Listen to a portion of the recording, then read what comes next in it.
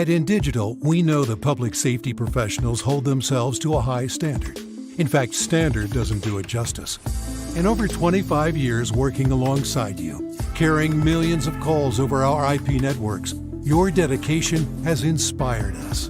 That's why our ESInet goes beyond industry standards, not only i3 compliant, but designed to adapt to future development for a network you can count on when it matters most.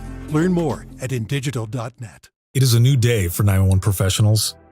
They have gone from the most important person you will never see to the most vital piece of public safety. Truth be told, they always have been. The curtain has been pulled back, and they are sharing their stories. Welcome to Imagine Listening. Your worst day is our everyday, by Ricardo Martinez II, and narrated by myself, Ricardo Martinez II, and distributed by Beacon Audio Books. Copyright 2023. That's right, everyone. Finally, I can let everyone know the rumors are true. Imagine Listening, Your Worst Day is Our Everyday is now available as an audiobook on Audible, and it's a long time coming. Very excited. Not a lot of authors get the opportunity to voice their own book, but I had the honor and privilege to do so. So thank you to Beacon Audio Books, as well as my publisher, Titled Town Publishing, for everything, but especially all of you for making the I Am 911 movement, as well as Imagine Listening, what it is today. I appreciate you all more than you know. So go ahead, head out, stream it, download it, however you consume your audiobooks. Imagine Listening is now available. Imagine listening. That's something I ask you to do on a regular basis. Not just hear, but listen, understand, appreciate. Now imagine that I'm the one listening, but I can't understand. No matter how hard you try, how much you raise your volume, or use different words, I just won't get the message. That's what it's like for non-English speaking callers when they reach 911 in the United States. But it doesn't have to be. Translate audio and text instantly using Prepared Assist and let your caller be understood. Visit prepared911.com/translation to see how you can make language barriers crumble. If Within the Trenches has ever taught you something, open your eyes to what it is like to be a 911 dispatcher, or has inspired you to become one, then help support us and join our Patreon.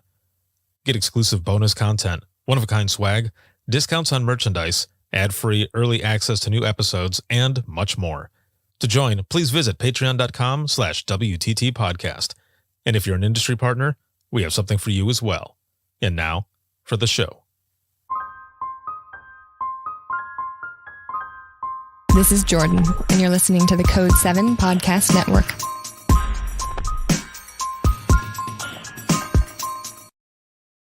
Warning. This episode contains the 3 A's of podcasting: adult content, adult language, and awesomeness. You've been warned.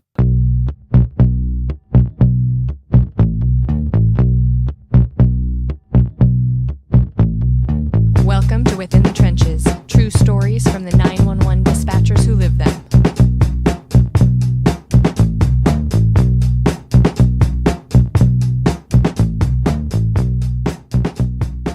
Hey, what's going on? This is Ricardo with the Code 7 Podcast Network, and this is Within the Trenches, true stories from the 911 dispatchers who live them. This episode is sponsored by InDigital, a leader in next-gen core services, and a big shout-out, as always, to subscribers of the podcast, whether you're on Patreon, Circle, or Facebook. Thank you so very much.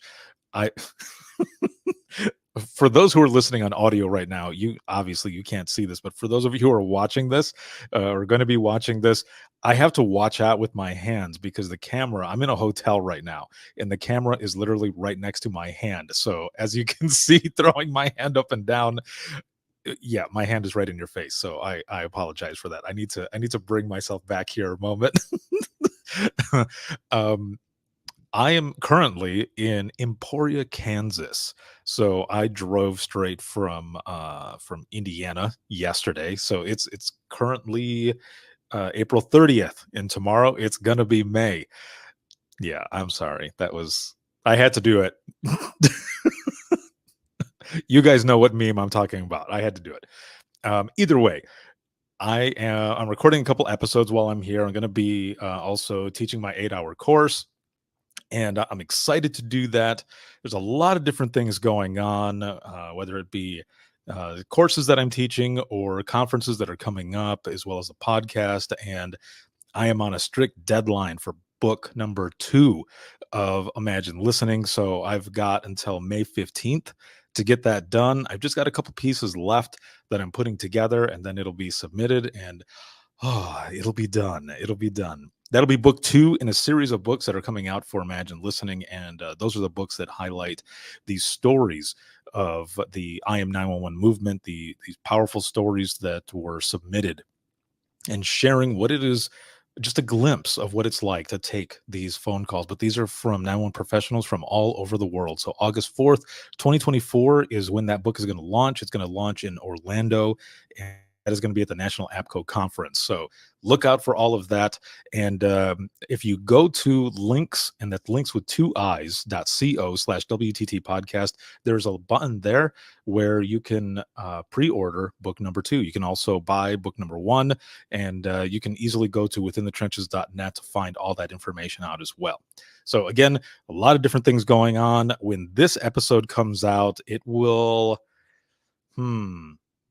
honestly, it might be June because that's how many episodes I have that are waiting to go out. And all of these, though, amazing, powerful stories. And I am excited for my guest today. And we met a couple of weeks ago, actually, in the beginning of this month. And it was the week before National Public Safety Telecommunicators Week. I was out in Johnston County, North Carolina. I was teaching out there. We were doing some live broadcasts and so many different things. It was excellent. Had a lot of fun out there. And my guest today is Jonathan, and he's a TC CTO with Johnston County out of North Carolina. Hey, Ricardo. Hey, everybody. How are y'all doing? What is going on, man? Oh, just enjoying this nice North Carolina weather right now. It feels amazing outside, so I'm just enjoying it. You know, I'll say this right off the bat. I'm a little jealous. And the reason I say that is because when I was there, it was a little bit cooler. It was still nice, right? It was a little bit cooler, though. There wasn't a lot of sun. It was a lot of overcast. Yep. And at one point, one of the nights, I think it was the night after the class, I ended up going out to a barbecue joint out there, and I'm looking straight out, and the wind was going like so bad that everything that people were saying in there, I started to freak out a little bit because I thought, oh man, I'm not in Kansas. However, something could happen because it looked pretty crazy out there. Like, no, you'll be all right. I said, okay. Yeah. Yeah, we're at that weird stage too, where in the mornings it's like kind of chilly where you need a jacket, but in the afternoons it's like 80 degrees. Like you don't know how to dress for the day. It's so crazy. Oh, geez. And I thought the Midwest was had sort of, disorder where they didn't know what season it is. Oh man. Well, it is awesome to have you here, man, and I am looking forward to learning more about you. So how did you get in public safety to begin with? So my background has kind of always been in public safety with my family. My granddad worked for the Department of Corrections. I've got an uncle in the fire service that retired. My mom, she was in the records department for the police department in the city of Raleigh here. My dad, he's ran EMS, volunteered EMS, and then eventually he got into dispatch at Raleigh Wake 911, and that was in my younger years.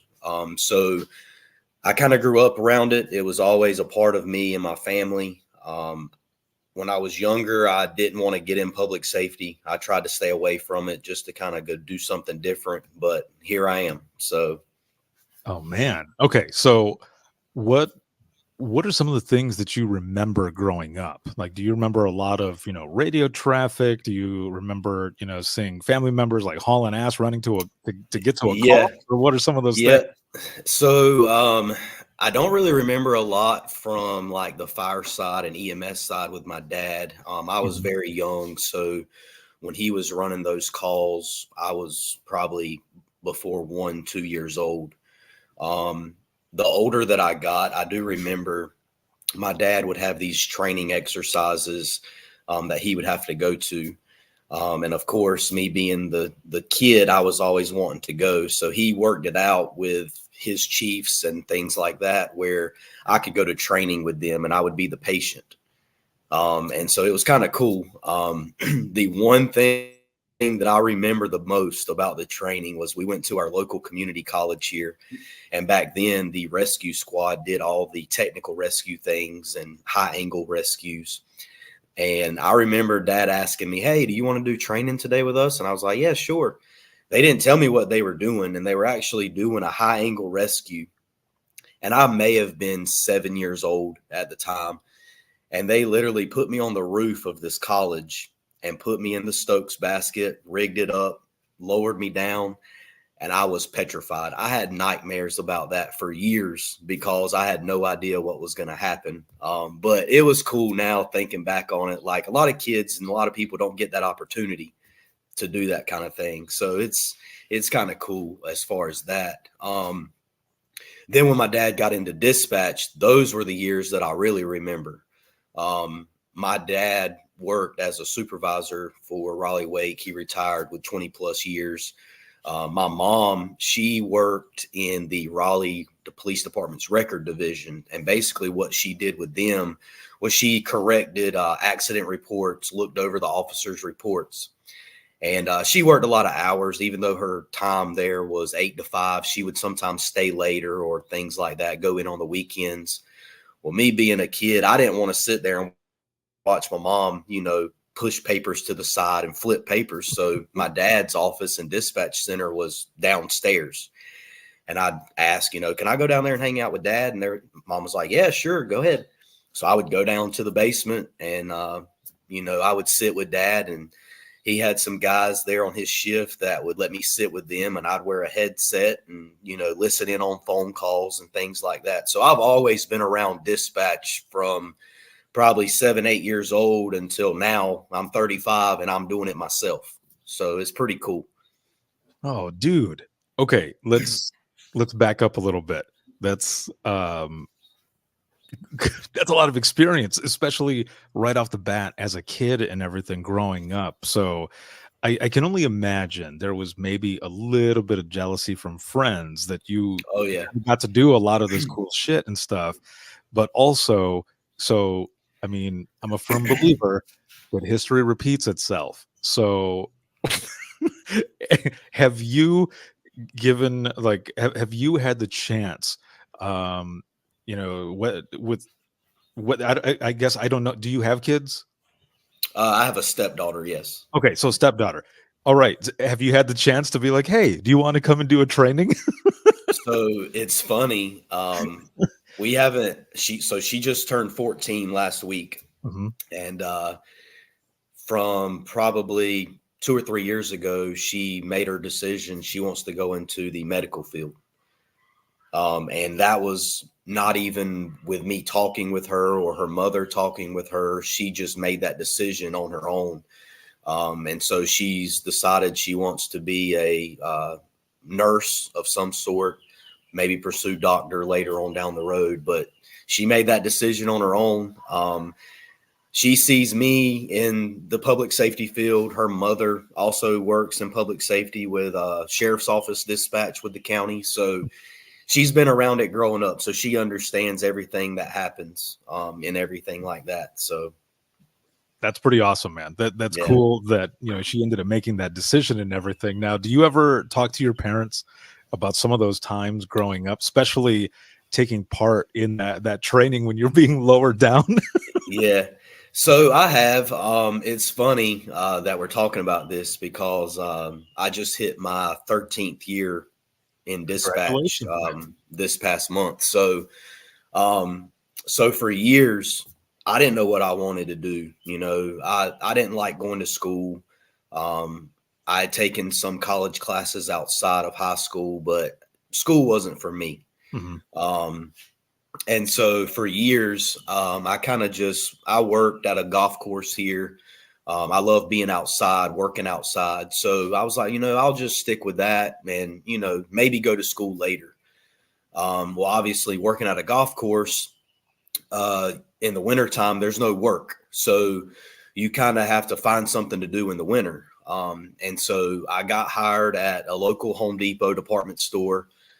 I loved it there, worked there for many years. While I was there, I was also on a fire department as a part-time fireman. So I had gone and taken these fire classes and done that. Well, my director at the time that worked at the 911 center, I wasn't employed there yet, but he kept asking me, hey, come work for me, man. Come work for me. Come work for me. And I was like, dude, no, like, I'm not doing that. Like, I want to do something different. He knew my dad. That was the thing. A lot of people knew who my dad was because he was in the industry for so long. And I just kept saying no. I kept saying no. And I would go back and talk to my dad. And I'm like, hey, these people keep asking me to go work for them. And I was like, but I don't want to do it. Like, I want to do something different. Like, I just want to do something different. Yeah. And full circle, March of 2012, he asked me again, hey, we're hiring. You want to come work for me? And I was like, you know what? I'm going to give it a shot. And here I am. So. Oh, man. Repetitive persistence. Yep. Just like an EMD. Absolutely. Absolutely. They brought you into the fold. So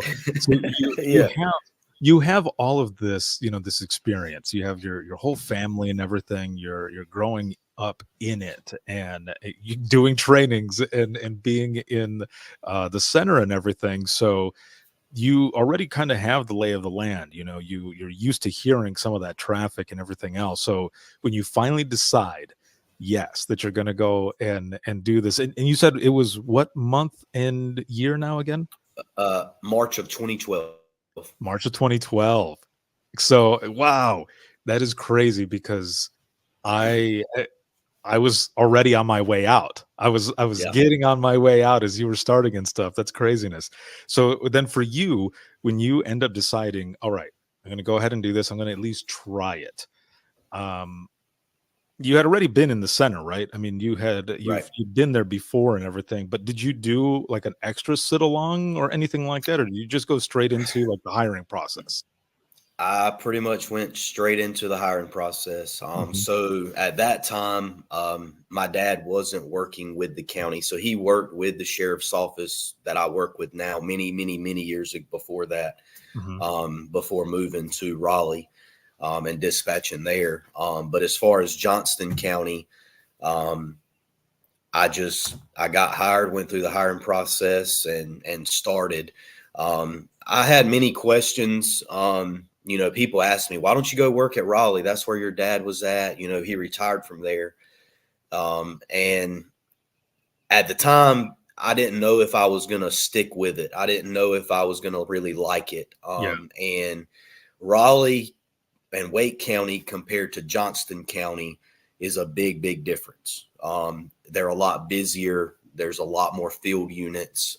Johnston County, for me starting out, felt like a good place to start and get my feet wet and really just get into it to see if I really wanted to do it. And so when I got hired at Johnston, I went with it. I wanted to also get hired somewhere where I could make a name for myself.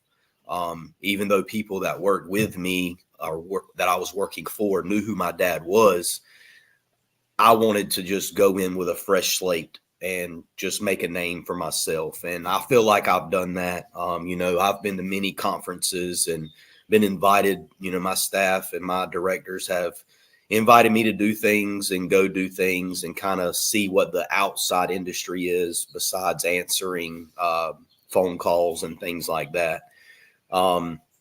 The weird thing, I guess, is kind of another full circle is when I get hired at Johnston after my interview, they're like, if you want to go up to the floor, you can, introduce yourself to the staff working, kind of just sit and watch, things like that. And I had done that prior to my interviews just to kind of see if I really wanted to do that. Mhm. So I get up the ramp, and at our old building, which you didn't get a chance to see because we were in our nice big state of the art building. But Right. when you walked in our old building, there was a ramp. And at the top of that ramp, we had our motto, "Failure is not an option," at the top of the wall. And this lady turns her chair around and she's like, "Jonathan Davis?" And I was like, "Yeah." So me and her get to talking, and come to find out, she was at Raleigh Wake with my dad. My dad actually trained her, and she worked on my dad's shift for years before she left and came to Johnston County. And so of course she was like, "You got hired with us?" And I was like, "Yeah, I just accepted the offer. I'll start, in a couple weeks."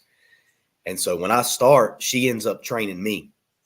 So my dad trained her and she trained me, which was very awesome to be a part of, because it was super cool hearing those stories that I didn't get to hear about my dad and his shift and how he worked. And then I got to hear all those things, when I got hired. So it was super cool to be a part of that.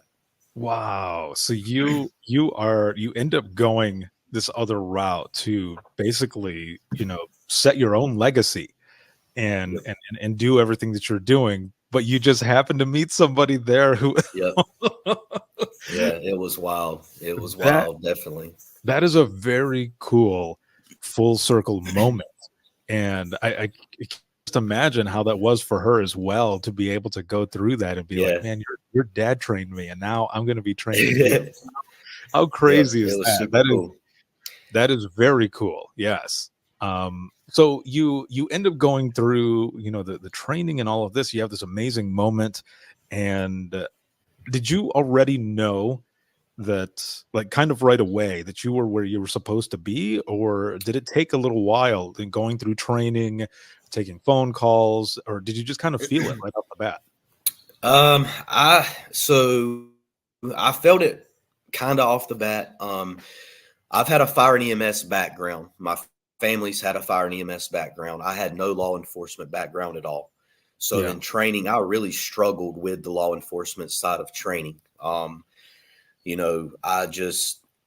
If I could just have done fire and EMS, I would have loved it right out the gate. And I did love it right out the gate. It was something new dealing with the law enforcement side of things. But once I started, getting the hang of law enforcement and how they communicate and, things like that, it was like a light bulb. The light bulb had been off throughout my whole law enforcement training. I'd have days where I could get it. Then I had some days I'd go in and I couldn't do anything right. A lot of that had also to do with me personally outside of dispatch, because I got hired at Johnston part-time.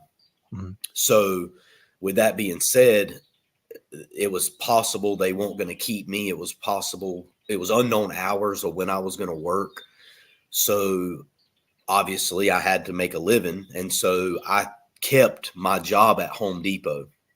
And I was basically like working both jobs at the same time, while also in the fire service, running medical fire calls late at night, volunteering, things like that. I was lucky and fortunate enough that my manager at Home Depot, I told them that I'd got a new job, but it was part-time, and that if they could work around my schedule. So basically what I would do is I would work dispatch. I would get hired and I would go in. My training was on day shift, so it was from 6A to 6P. We'd work the modified DuPont schedule. So I would work 2, off 2, work 3, off every other weekend. But there was days where I would leave dispatch and I would have to go to Home Depot because they scheduled me to go to work. So I would work, 6 to 11 at night, turn around and go to dispatch the next day. But at the time I had to do that because I didn't know if I was going to be hired full time at Johnston. So I had a really awesome supervisor at the time. He saw some days that I struggled, and there was a couple in there. I remember him specifically pulling me to the side and He's like, I understand what's going on. If you need some time off, you just need to let me know. And of course, me being, the high mighty dog I am, I was like, no, man, I'm good. Like I'm good. But he saw that I was not good. So he let me off, and he told me, he's like, I want you to go home, rest, don't work anywhere, don't do anything. And that was on I think a Wednesday or Thursday. So I was off from dispatch that weekend. And so when he did that, it was really a lifesaver for me and probably my career, in honesty, because I was just so drained. And it was fortunate pretty much the next week, the directors called me in and offered me a full-time position. And so I turned in my resignation at Home Depot, and it all started from there. So. So I have to say right off the bat, I mean, there's a few things, but I'm going to start with this one. It is very refreshing and very cool to hear that you had that type of support, because in some places they might see it, but they let people drown, and basically a version of eating our young, which sucks. And I'm glad that person saw that and was like, you go and rest and don't work anywhere else, kind of be with you, feel, go through the motions and everything, and then come back. And then also to end up having that full-time position come in as well, or get brought in full-time rather, that's even better, because I mean, I can only imagine you came back even stronger and wanting to do what you were doing and stuff, which is awesome. Now, the other thing I wanted to ask was, did you at any time answer the phone at Home Depot with 111 or anything like that? I ask because when I was first starting at the last center that I was at, Allegan Central Dispatch, I was working part-time as well. I was training and I was doing private 911 for a different company, for an actual company. And and I answered a few times Allegan Central, this is Ricardo. And then there was one time it was Allegan 911. And people are like, where am I calling? I'm like, oh my God, I'm not in 911 right now. Like, that's how messed up I was. So I'm just curious, like, did you ever have any of those moments? No, not really. I'm sure I did, a couple times, but the good thing about my job was at Home Depot was I really didn't have to do a lot of phones. Well, that's good. I did more of stocking shelves, helping the customers, get their items in the garden center or lumber department, things like that. So as far as the phones go, I really didn't have to answer too many, because there's not a lot of people that call into Home Depot. And if they do, if they do call, they call to talk to customer service or a manager, things like that. They don't call to talk to a specific department. So I got lucky with that, because if I'd have been working at the customer service desk, I'm sure I would have done it every day, multiple times a day. Oh, yeah. So like for me, let's see, because you said you're in your 30s, so I'm going to be 43 in a few weeks. And for me, when I was working at this retail store, it's called Meijer. It's basically the same thing as a Walmart, and I worked in a like home goods type department. And because there wasn't, smartphones and apps and everything else that you can easily just find everything on there, which I think kind of cuts down a lot of that customer service calls as well, going into a place like Home Depot or Lowe's or whichever. I would have people call all the time. They're like, what do you have any lava lamps? I'm like, what? Like, what are you calling for? So there would be moments like that where I would have to talk to people on the phone. So that's why I was wondering if any of that, happened with you and stuff. Now, I do have to ask though, and if you don't mind me asking, what do you feel were some of the things that that you struggled with when it came to law enforcement? And the reason I asked that as well is because, like, for myself, when I had switched from a single seat PD dispatch on for 8 hours by myself to central dispatch, where there was 3 to 4 of us on at a time, because there was a lot more traffic alone, but also when I'm on law enforcement, like main radios, like I wanted to do a good job, like such a good job, that when I was with my trainer, even if a response was just a simple 10-4, I would quickly look at her and I would say, "It's just 10-4, right? There's nothing else I have to Yep. say." And they're like, "Yeah, that's it." I'm Yep. like, "Okay, I just want to make sure." What do Yep. you think it was for you? I think it was a lot of that as well. At our agency, Fire and EMS gets every detail of the call. Um, our law enforcement officers, obviously, when you key up to talk on the radio, it needs to be short, sweet, to the point, because there's another officer that may be trying to transmit traffic in. So for me, that was the big thing. Like, had that fire and EMS background, and I'm wanting to give out every information that I can. But at the same time, they were like, "You need to hurry up. You need to hurry up." And I'm like, "Well, I need to tell them this." And they were like, "Is it important? Is it scene safety? Is it something that's going to change the outcome of this call?" And I was like, "Yeah, but we do that over there at Fire and EMS." And they're like, "Yeah, but while you're transmitting on law enforcement, there might be an officer that needs to get out emergency traffic on his radio. So you need to, focus on that." Right. So that was a big thing for me. Also, 10 codes, oh my gosh.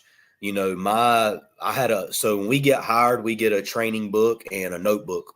My notebook was nothing but 10 codes. I would write down 10 codes over and over and over again. I could not get 10 codes to save my life. And that's only, I think, because in Fire and EMS, we use plain text. I had been in the fire service. I got in the fire service in 2008, right out of high school. So I had, 4 or 5 years where I was in the fire service. Then I get hired at dispatch. And so I'm so used to just hearing plain text besides 10-4. So man, those 10 codes, they about broke me. Like, I'm not even going to lie. And so, like, I remember at my breaking point, my supervisor at the time, he'd say, "Let's go have a meeting." And we would go outside, and, he would talk with me. And we're at our old building, his office, he liked to call it, was our smoking area.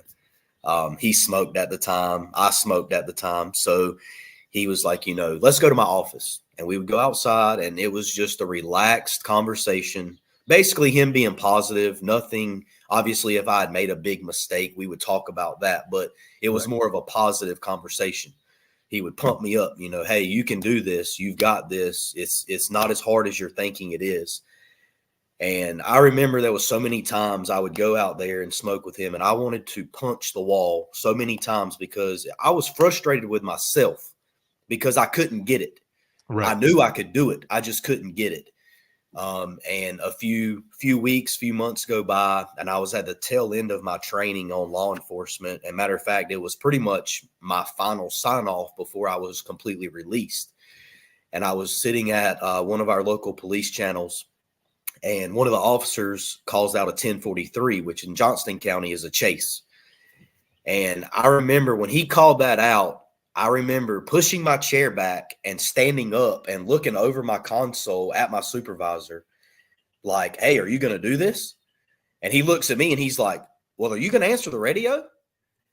And I was like, "Yeah."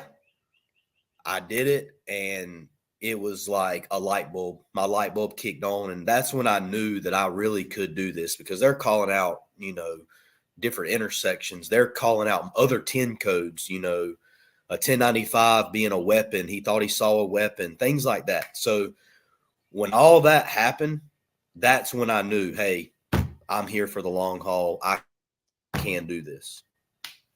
That is amazing right there. And that's why I was asking as well, because there's a lot of folks that I've spoken to where it's either right when they get in there, or it's, some sort of incident or call or something over the radio that they end up involved in, where it's just like you said, it's that light bulb moment. It just, everything clicks and you're just going to it. Because for those who are watching and listening who have never done any of this before, when you're on law enforcement radio and someone says, either throws out a 10 code like that, or like for us, they would just sometimes simply just yell it out, "I got one running."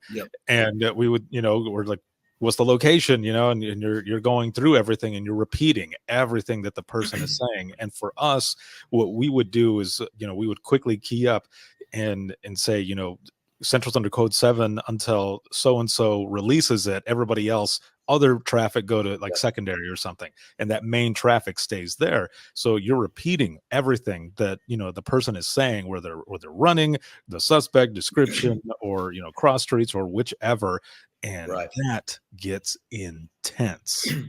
And another thing too. I don't know what it is, obviously every day in 911, you answer the same kind of calls, the same type of calls, but every call is different. Mm-hmm. It's like a roller coaster at an amusement park. Everything's up and down, everything's fast. And then there's some rides that are slow. That's how dispatch is. We have our moments where we're slam busy going 110 miles an hour. And then we have some where we're just coasting at 25 and cruise control. Yeah.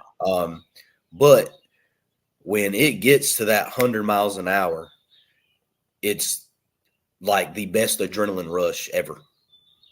I'm not a roller coaster fan, but I can only imagine what a roller coaster would be like, especially compared to dispatch, if that makes sense. No, that makes perfect sense. I think I might have said this in class, but sometimes those phone calls, especially when you're very first, like those very first phone calls, waiting for something to come in is like that suspense, that anticipation of tick, tick, tick, tick, tick. When you're on a roller coaster and you're waiting to go up, and you're like, oh my God, I don't know what this is going to feel like. I don't know. You've got that built, and then just whoosh. And then that's that call that's coming in. You're like, oh my God. Yep, that's right. And that's pretty much how it is. And I think that's why I've really loved doing dispatch, because it's something different every day. We don't do the same thing every day. We don't take the same calls every day. We don't talk to some of the same, we talk to some same people every day, but that's true. For the most part, for the most part, every day that we come in and we sign in and we go to work, it is something different every minute, every second of every day. So you will never get bored, really. Because you don't know when that phone rings, you don't know what type of call is going to come in.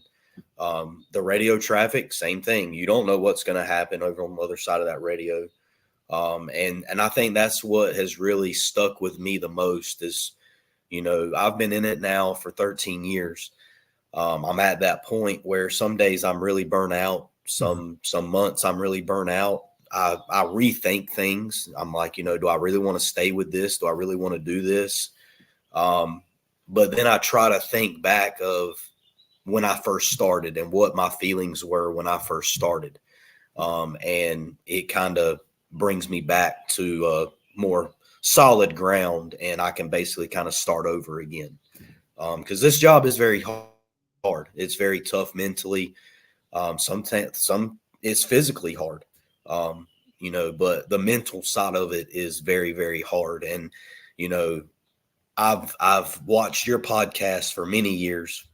I've met you at a conference years ago. And, what you're doing now is very, very important to not just myself, but for people just getting in dispatch, or even people that's been in it for 30 years, because a lot of people, and myself included, I've done it. I'm that top dog. If you ask me if I'm okay, I'm going to tell you I'm okay. But behind closed doors, I'm not okay. And I'll kind of touch base on that in a little while, I'm sure, on some things that's happened with me. But it's just one of those things where, you got to remember why you got in this profession, how it was your first day, and go from there. Well, I appreciate that, man, very much. Thank you. It's been a great experience. There's so much stuff that has happened, and like I've mentioned before, all of this started from my own struggle. And if what I do could help those who are coming in, who have been there, help them talk or get their stories out, to not have to deal with certain things like I did during that time, then damn it, I'm going to do it. because I want people to be able to feel comfortable, not only talking about what they do, but also, kind of getting those stories out that they've held in, and also to make people Yep. think, to make them think about what it was like in the beginning, because you're right. A lot of times we forget, and then when other people are coming in, you're like, why aren't they getting this, or why this, or Yep. why that, and then you take a moment to think back, and you think, oh, I was there too. I had the same. Okay, let's switch the mindset around, and let's help this person, because they want to be here, and we want to keep them, and kind of protect them in a way, right? So that Yep. they have it, basically, to leave 911 in a better place than what we found it, and continue that good legacy as well, that is going on. So, I think what is also cool is you had a lot of those experiences growing up, but you had your family as well. So Right. here's a question for you.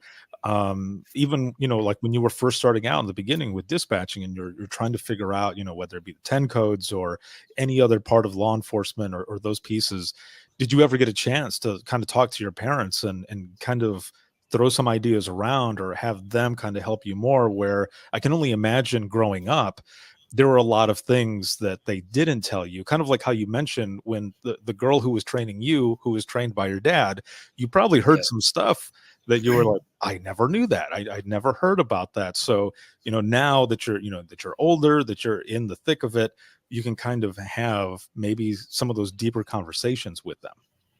Yep. And so, like, my dad, when he worked with his big city, they by the time I really got down there to really visit, he was off the floor kind of. He was a Mhm. supervisor, and their supervisors kind of sat back and observed and oversaw their shifts. So I would get to sit with other people on his shift that were seasoned employees. Mhm. And that was the thing, I did later on in life once I got started good, obviously in training, my dad would ask how things are going. And I would tell him, I love it. It's just hard. The law enforcement side of things is very hard. And, you know, I struggled in school. I'm not going to lie. I didn't apply myself very well. But when I got hired in dispatch, that's one thing that I did. I would apply myself. I would come home after every shift and I would study for hours at a time. And it hasn't stopped. I have continued to take classes. I've continued to learn and train and do new things. This past year, I recently got the CTO through APCO. So now I'm certified CTO, which was a hard course, but at the same time, I applied myself. And I just get it. I get dispatch. When I got in the fire service, I didn't apply myself very well, but I tried to, but I just couldn't get it. I couldn't get the fire service. But for some reason, this dispatch clicks. Me and dispatch are like a married couple. We click. And so it's all pretty much come easy for me once I got the law enforcement lingo down and things like that. Once I got that, it's been smooth sailing ever since. That is awesome. And I love that you kind of mentioned what it was like in school, because I myself, so for me specifically, my parents, they were going through a divorce my senior year, and I just threw everything out of what I was doing. Didn't care about school anymore, and I was just letting it fall to the wayside. And Yep. when I was getting close to graduation, I started thinking, I was like, I'm going to have to repeat this. Like, this is not going to happen, because if I don't do this now, it's not going to happen. So I ended up going to night classes, and I ended up getting everything, and I graduated.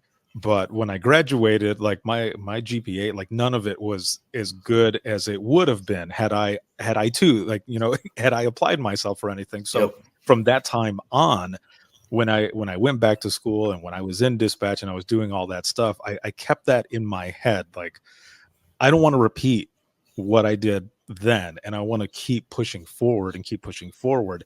And so I can relate to you there. on wanting to just be better, right, in general, and continue doing stuff. And this as well, you're cementing your own legacy. This is your story, and you are putting everything into it to make that story the best that it can be, so that you can leave that legacy. And man, I love that. That is awesome. Yeah, and like I love training new employees. I've trained probably 10 or 11 employees since my senior TC years. So when I first got hired, obviously I was learning the ropes, things like that. At the 3-year mark, we can basically apply for senior telecommunicator. So I applied for it, we got it, things like that. And from that point on, I felt like I needed to train people. I had a good trainer, great trainer, and when I train people, I don't give them just the basics of what they need to know. I don't give them what's in their book. We will learn that book and we will learn the policies and procedures, but I'm going to give you my experiences, and I'm going to give you every ounce of everything that I have for this job, because the way I train you and you work is a reflection of me. And so very well put. I really do that. When I put 100% into training new employees. When I get a trainee, we do things on our days off. I had a trainee a couple years ago that moved from another county. And so he struggled with geography, landmarks, he wasn't familiar with the county. And obviously looking at a map on CAD, he was learning it, things like that, but he just couldn't get it. So on our day off, he met at my house and we rode around all day.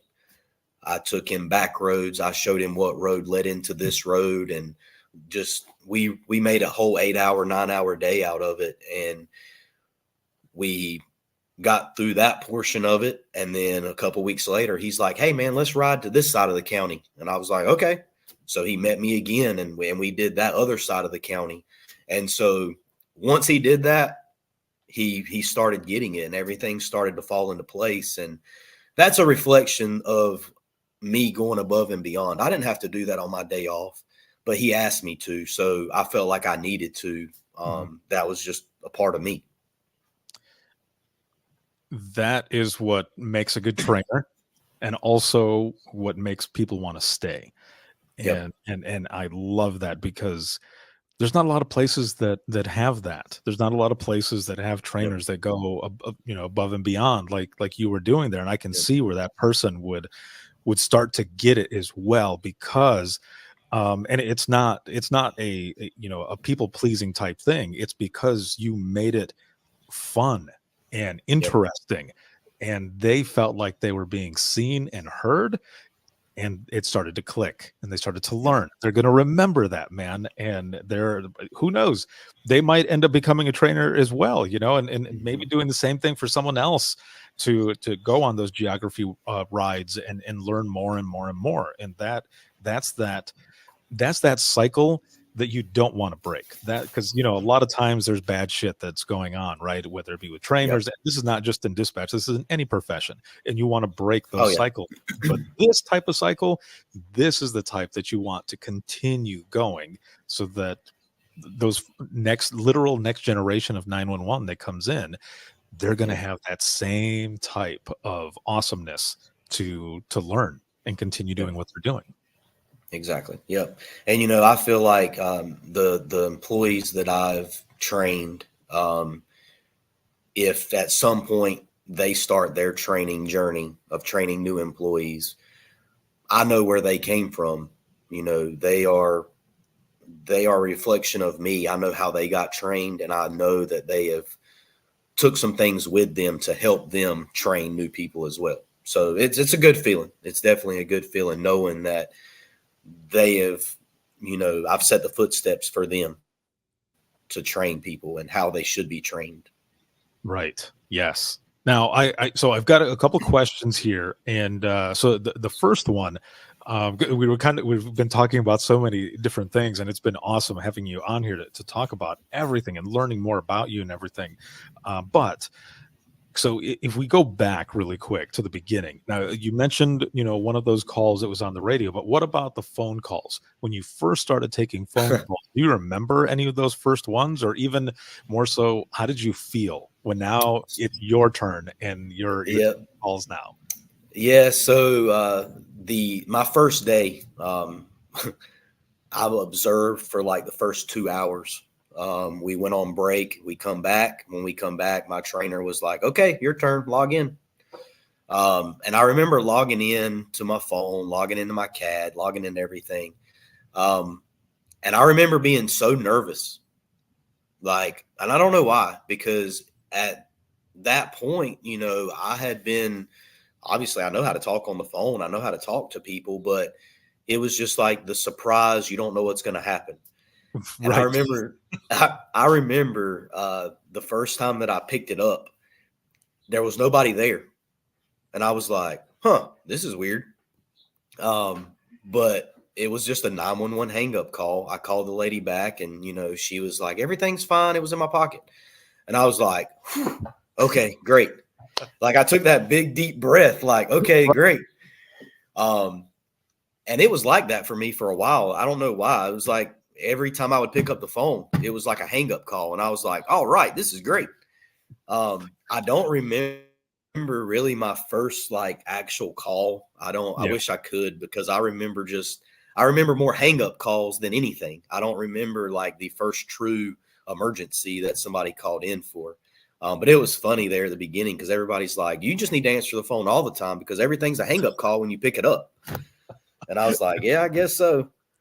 It was a bunch of gotcha moments. Yeah, exactly. It was the dispatch universe playing around with you, like, oh, we're gonna wait. Just hold on, it's coming, it's coming. Yeah. But later on in my career, several years later, I think it was I think it might have been a year later, actually, close to a year. I answered a call, and it was a first party house fire. He was trapped upstairs in his duplex apartment area. And I remember staying on the line with him. We went through PDIs and everything and pre-arrival instructions of trying to find out where he was in his house, because on this phone call, he was upstairs. He was saying that his bottom floor was on fire and it was going up the stairwell to where he was at. And I just remember having to switch hats, because remember, I'm still in the fire service. Yeah. I had to remember, I can't do this. I can't say this. Like, I've got to stick with this protocol. And the odd thing about this call that I remember the most was about 15 minutes prior to that call, I had done a test call with the exact same scenario, first party trapped in a house fire. And 15 minutes later, it happens. If I hadn't have done that test call, it wouldn't have gone as smooth. I know for a fact. But since I had familiarized myself with that, I knew what I was doing, and that kind of thing. So it definitely helped me. And I remember staying on the line. I remember hearing the fire department call out to him and him calling back, and they ended up getting him. And once they got to him, I disconnected, obviously. And about a month later, the fire department invited me to their town hall meeting. I got a life save pin with the fire department, things like that. So that was pretty cool, being a part of that. That's pretty awesome, because a lot of people, they don't get that chance. But how crazy that you were practicing this. Basically, you put it out there in the universe, and then it happens. And so as I said in the class when I was there with everyone, I'm a firm believer that there are some phone calls that are meant for us to take. Yep. And I mean, you don't get any more clear than that moment where this was definitely meant for you. I mean, you had already taken or you had already done the testing for it, but plus your background and everything else. I mean, you've got everything there. Where it's not to say that none of your partners wouldn't do a good job; they would probably do a great Right. job. They didn't have that type of experience that you do, and they probably didn't do the testing like you had right Yeah. before that either. It was very odd. Like how it all played out was very, very odd. And then after it was over, my supervisor was joking with me, and he was like, "Don't ever put in a test call like that ever again." And I was like, "Okay." So obviously he's telling me not to put in plane crashes and things like that. So I'm Yeah, like, right. okay, I won't do none of that. But yeah, it was very awesome. That's one of the good calls that I try to remember. Yeah. Because there's so many bad ones that stuck with me. So that one's pretty cool. And now I kind of wish I would have asked you before before this one here, but I was going to ask, and of course, if you feel comfortable talking about this as we're going kind of into the wrap up of the episode as well, is kind of a call that sticks with you, and it can be a save as well, but again, if you feel comfortable, a call that sticks with you as well. Yeah, so this one's gonna be tough. It was probably in 13, I guess. So we have a thing in our county called Mule Days. Mm-hmm. It's a big event in the town of Benson. It happens every year. They do parades, they have rodeos, they have street dances, you name it. It's a very, very big event. People come from all over the country to come to this event. And so our department and our staff, we always get overtime. They always get people because there's officers from all over the county that come in and work just this event. So it's a very big event. And so we get a couple of people to come in and work overtime. And I volunteered to work. I was young. I was wanting to make the money. So I was like, yeah, I'll do it. I was on night shift at the time. So it was volunteered night shift. Me and my supervisor, who's been with me pretty much from day one, the greatest supervisor I think I've ever had. He also volunteered to work. And so me and him have always had a close bond together. We went in, he's like, hey, we get to pick where we want to sit. Where do you want to sit? It's like the Super Bowl night, let's make it happen. So me and him volunteered to sit fire and EMS console. We both have a fire and EMS background. So I said, I can rock this console. Like, this is going to be fun. He sat at fire. I sat at EMS. We logged in. First couple of hours, or actually the first couple of minutes, I should say, same thing, typical shift change, hang up calls, things like that. We do shift change at 5:45. At 6:30, I pick up the phone, and it's nothing but screaming. It's a female screaming, can't understand anything she's saying, literally at all. And so my partner sitting at fire, my supervisor, he rolls his chair over to me. He takes off his headset, or my headset, picks up my radio channels and says, you focus on this caller. We get a phase in location. We do everything. We doing everything we can because I can't understand an address. Once I finally get her to calm down enough to understand her, she has found her 13-year-old daughter hanging in a closet. And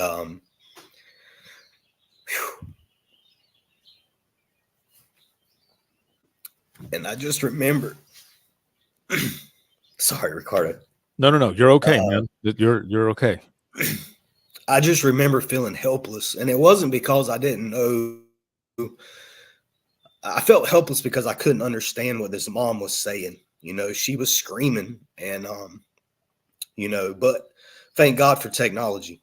Because if we had to have a phase in location, I would have not known where she was at. I would not have. I wouldn't have been able to help her at all.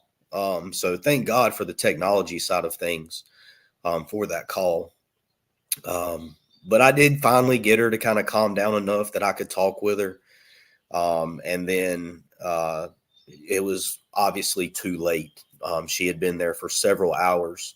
The crazy thing about this call, though, to me, is she starts to tell me like a history, or not history, but current events through that day. She was a nurse. The mom was a nurse at one of the local hospitals on the next town or next city over. Her daughter was in school and called her mom saying that she was sick and that she needed to come home. She said, okay. Her daughter went home. Her mom ended up getting off work several hours later. And between the time her mom got off the phone with her saying she was coming home from school to the time she got off work, she had talked to her at some point before that. And her daughter said, I'm feeling better. I need to go next door to my classmate's house and finish a project that we have to do. We don't have long to do it, so I just need to help them. So her mom gets home from work thinking that her daughter is at a friend's house next door finishing a project for school. Her mom's doing laundry and ends up finding her when she's hanging up her daughter's laundry in the closet. And that was, like I said, that was several hours later. I don't know a time frame of when it actually happened. If she'd have found her right when she got home, I don't know. But it was very tough. And I remember talking with different fire personnel and EMS personnel, and I obviously went to their debriefing that we had for that incident because it really shook that community a lot. And I remember talking with some of the personnel that was on scene, and they were like, you did everything you could. She was beyond any help. Nothing would have changed that. And so some of the other people talked with me, and they were like, I want to know why. Why did she do it? Obviously the sheriff's office went out there and detectives went out, and she did it because of bullying.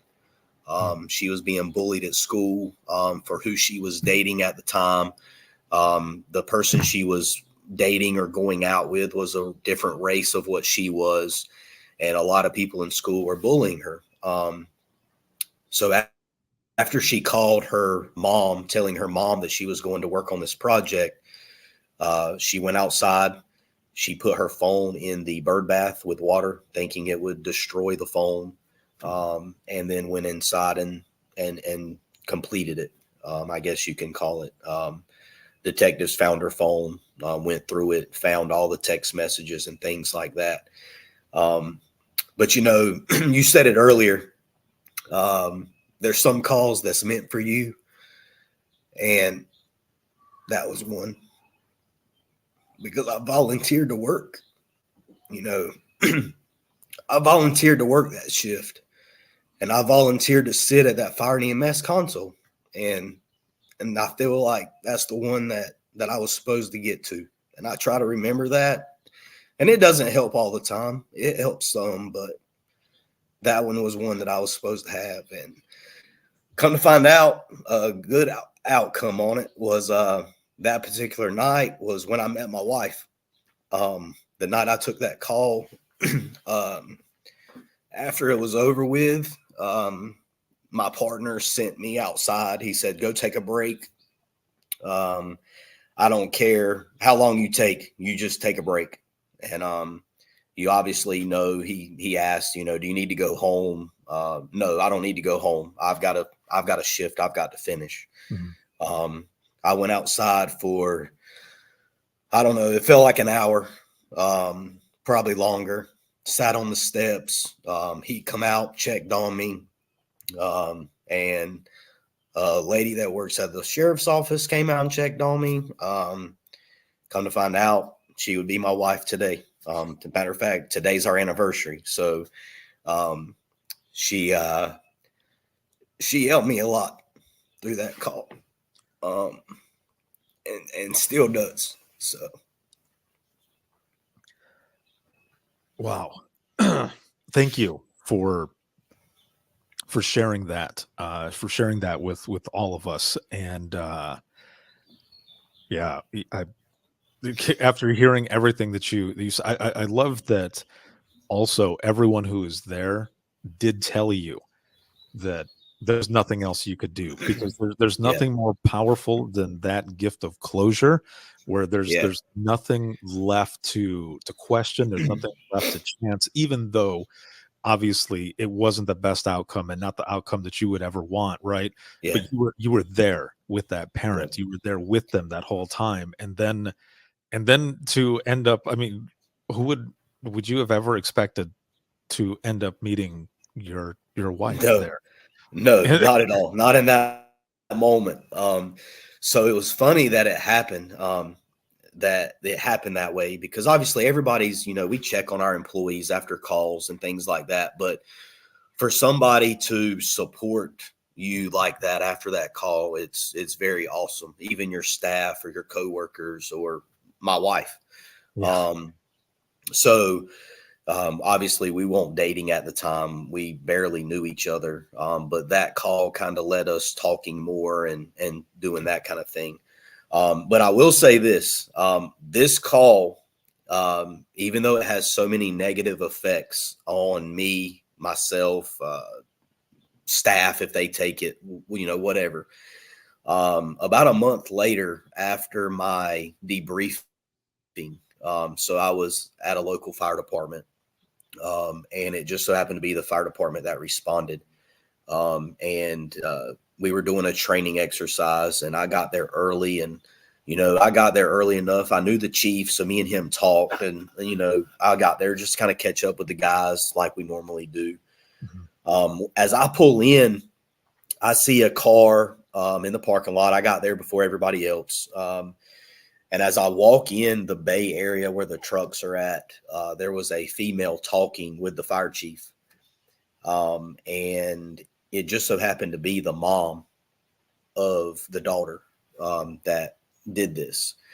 Um, I had come from work, so I had on my 911 shirt, things like that, and Cigna on it. And I remember stopping. I had no idea who this lady was. I came in on the end of the conversation.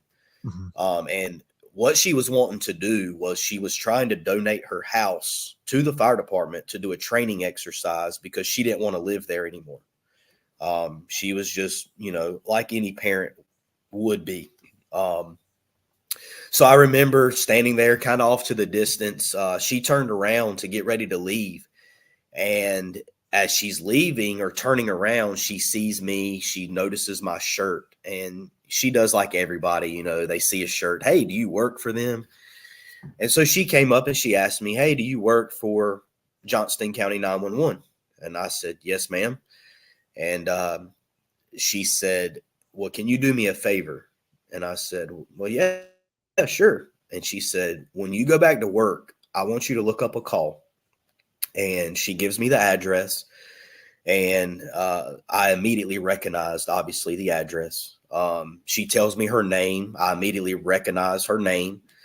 And she says, can you go to this employee and thank him for everything that he did or he tried to do? Obviously, I wasn't very easy to, communicate with, but I just want to say thank you, and I'm sorry.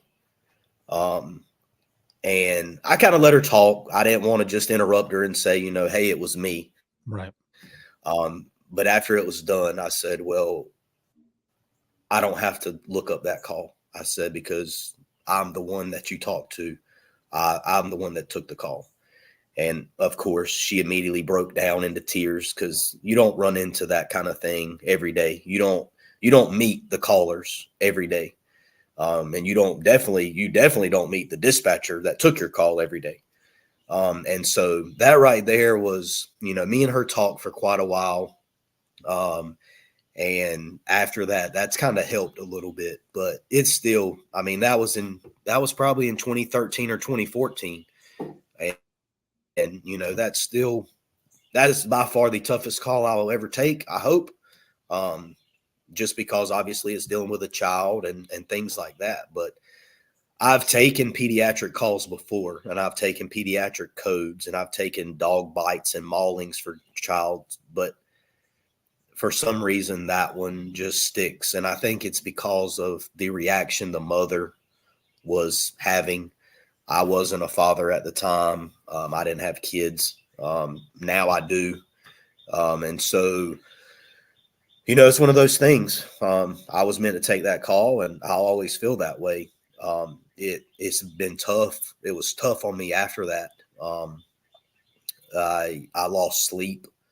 I would go to sleep. I would wake up with nightmares. I would be hearing her screaming. I couldn't explain it to people when I took off work. Like, I'm just taking off work for a mental day. But I can't explain it to you because I don't know how to explain it to you. But for a long time, it was nothing but nightmares and what could I have done different and things like that. And so I've come a long way, but it's still going to be one that sticks with me for the rest of my career and rest of my life. If I decide to go do something else, it's still going to stick with me. Wow. That very powerful. And I can see why that would stick with you as well. And still, as you were saying, as we've been talking, it was definitely meant for you. I mean, what are the odds that you go, for the rest of what was going to be going on, and you see the mom there, and you just happen to talk. And I feel like, as you said, it's always going to be there, right? But the more that you talk about it, the more you get it out, and the easier it is to kind of face it, right? And to heal and to get even more closure. And I can just imagine how much closure and healing it was, not just for you, but also for mom, as the both of you are there talking during that time. Definitely. And, it kind of hits a little different because my daughter, she just turned 14. Mm-hmm. So she was the exact same age or close to that age when I took that call. So I see the bullying in school now and what happens, because obviously I have a daughter and she's going to tell us everything about it. This is the drama that happened at school today. And we try to tell her the positive that she needs to be, because of the negative that is not just in her school, but in general, in life, in the world. There's so much negativity in this world. We talked before the podcast about the Charlotte incident. And, stuff like that doesn't need to happen, but we can't control that. Right. But there's just so much negativity in this world. And just, one person needs to try to spread the positivity. And hopefully it'll just keep spreading. And so that's what we try to do with our daughter in school and her friends. And when they come over, we try to be that positive impact on their lives, because you don't know what somebody is dealing with on the inside or what they're dealing with at home. And, we always tell her and her friends that our house is always open to anybody. No matter the troubles, the problems, whatever. That's just how we are and how we try to be for everybody. So getting it out there, that's the big thing for me. This job is very tough. When I first started, I was happy-go-lucky all the time. I was a jokester. Now I'm not. I joke around some, but it's like very, very seldom. I'm trying to get back to this job. Obviously you have anxiety, you have depression, you have patience, very little patience. And I try my best to not have those things when I'm at home. Yeah. But you just can't help it. It sticks with you. So I've relied on my faith, to keep me strong, and my family, my friends.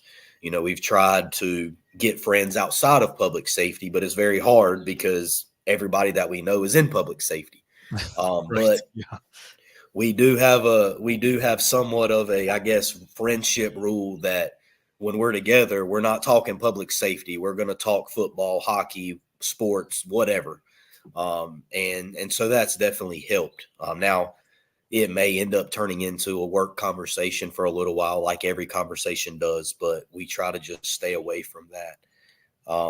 And on my bad days, I try to remember those good calls. You know, I've had several good calls, child deliveries, saves, you know, you name it, I've had it. But it's hard to remember those good calls whenever you've been in it long enough and you've had more negative than positive. That's true. I can definitely see that. But I will say as well, from the time that I hung out with you and your crew, it's a lot of fun, and Yeah. Also to have Team Rescue Rangers there. Yeah, that's right. All of you mesh together so well, and Yep. those are those good moments as well, you know, to hang on to, even though a lot of that is at work. But Yep. When I was getting ready to leave the day of the class, we were all outside and we were talking in the parking lot, and that was a lot of fun. And I can see Yeah.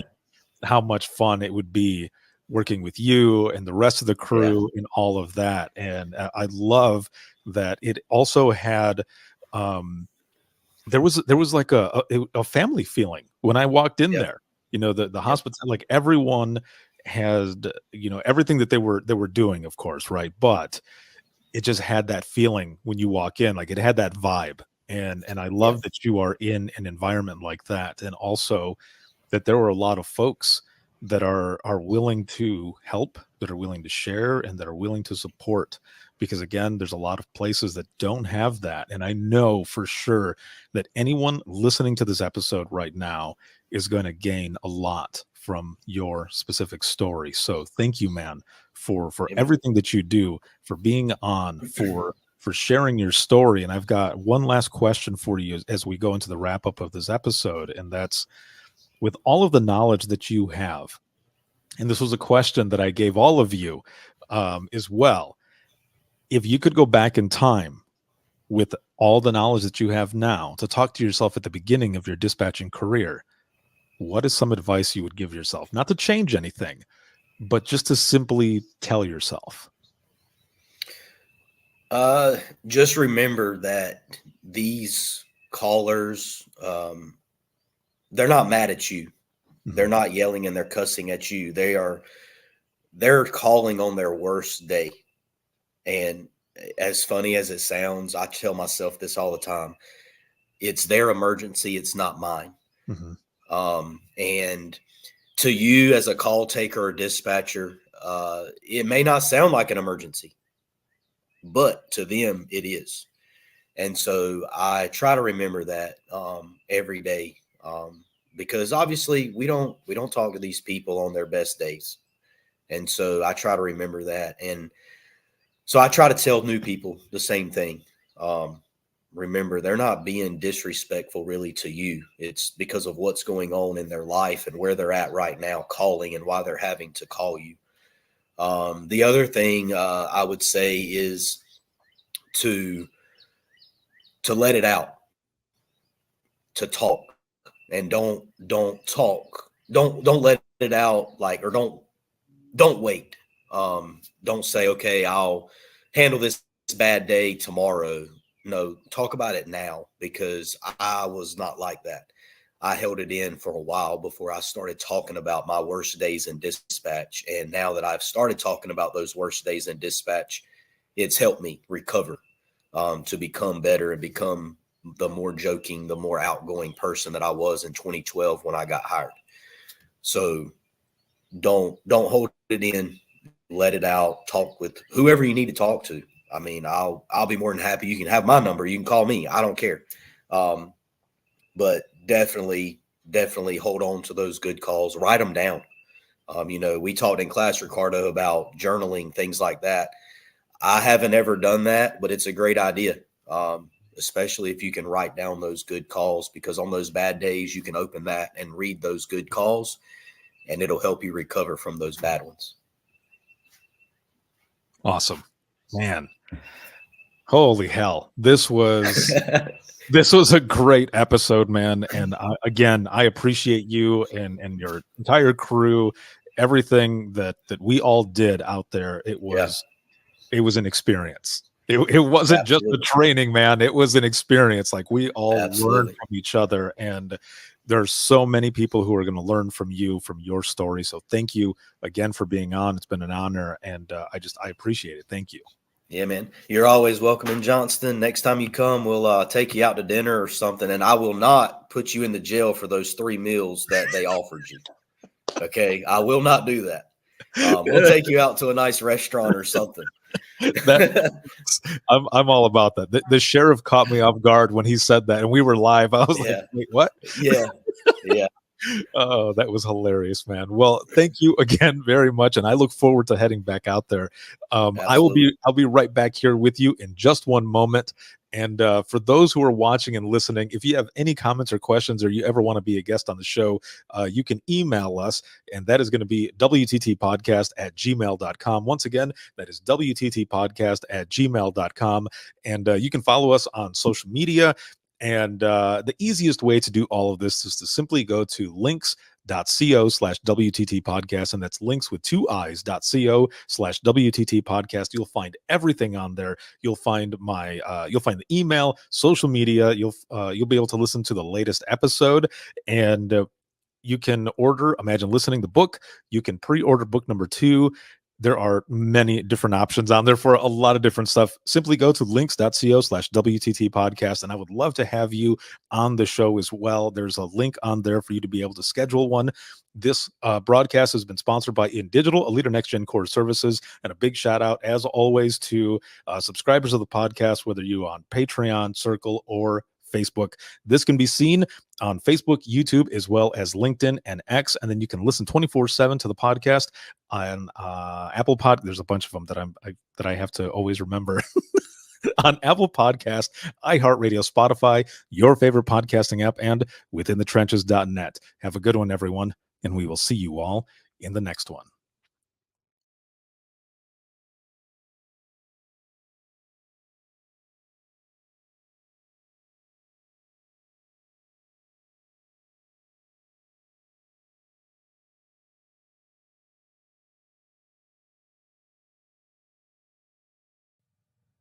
Imagine listening.